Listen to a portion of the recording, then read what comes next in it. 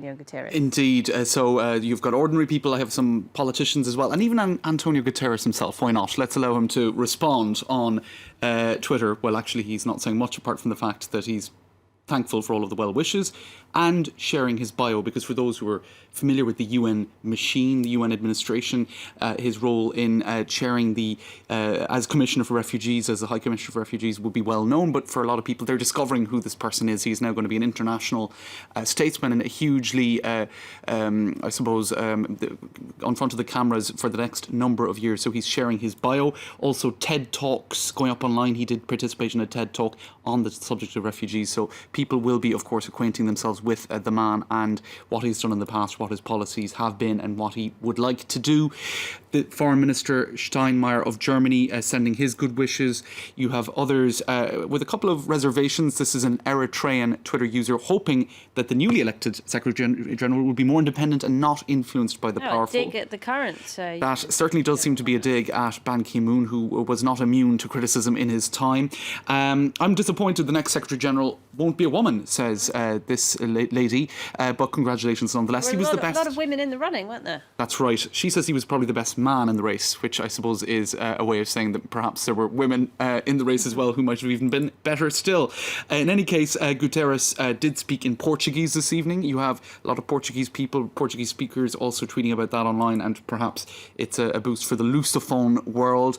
A lot of people complimenting him on his competence, his knowledge, his negotiation skills, values and his courage. He does seem to be a man who has garnered quite a lot of respect for his work in the past. Another person saying here that it's a rare victory for merit over politics. Now, of course, there have been a lot of people as well saying the refugee crisis, it's worse now than ever before in terms of displacement of populations. In his tenure as High Commissioner for Refugees, it just exploded, the number of displaced peoples. Now, obviously, that's not something that is... He's been in the job for 10 years as well. That's right. And I suppose it's just, you can't predict when crises will become as serious as they have been to cause these displacements of human beings. But some people saying the UN has to be made relevant again. Look at the issue of Syria, look at the issue of refugees, and perhaps more broadly human rights.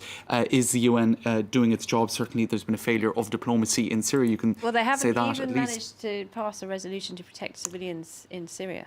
That's right. So certainly he's got a massive task ahead of him. Other issues being mentioned, climate change. His quotes are being dug out in that regard on social media. He did say in his maiden speech that it is one of the defining challenges of our times. In the past, he has said, with the horizon of 2030, the focus and the watchword is implementation, implementation, implementation. And of course, the COP21 summit negotiated here in Paris, implementation will be the key issue there.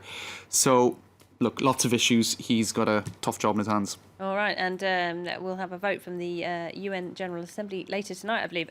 You're looking at another story we've been talking about here on France 24. This is a new law in Pakistan, which means that men who kill their female relatives in the name of defending the family's honour will go to jail rather than just seeking forgiveness from another family member. That's right. It's pretty extraordinary. The Parliament has passed this anti-honour killing bill. Let's just take a quick buzz through reaction on. So essentially, this will now carry a mandatory prison sentence, as various different headlines are pointing out, because in the past there were kind of loopholes in the existing laws allowing family members to pardon killers. But really, the whole issue here is that, again, we're talking about implementation. It needs to be implemented. This is going against certain traditions, certain perceptions in parts of Pakistani society, and nothing illustrates. Hundreds of women are killed every year. But there was an AP report actually, and this is the reporter tweeting it. Her name is Kathy Gannon, and it's been made it into a lot of media around the world, where she interviewed a 23-year-old boy man. As an 18-year-old, he killed his sister because they're a Muslim family, because she married a Christian. He said, I can't go to the mill. He works in a steel mill. I will not be able to. I told her to her face, I could not show my face at the mill. So he's defending it, and he talks about people in the community who are defending him. Is he free? Is he in jail? Well, for now, he appears to be free. Wow. So there you go. It just points to the issue, and implementation, of course, being the key word there as well. All right, James. Thanks very much indeed. James Freeland there with Media Watch.